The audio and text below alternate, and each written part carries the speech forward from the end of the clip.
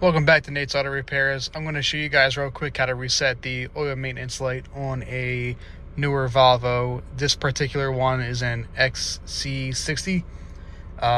This pertains to most of the newer ones though. So you're going to turn the car completely off, open the door, shut the door, make sure everything's off. You're going to hold this down button and we're going to turn the ignition to the on position. So we're going to keep our foot off the brake and turn the ignition on. That's the ignition there. So we're going to turn that one time. Let's see if I can do this with one hand. All right. So now when we turn that, we're going to continue to hold this button and then we're going to turn it again with our foot on the brake and actually start the car. Now we're going to wait till the eye on the screen starts to blink with the regular maintenance. When that starts to blink, we're going to let off of this button and it's going to reset everything. So it's blinking.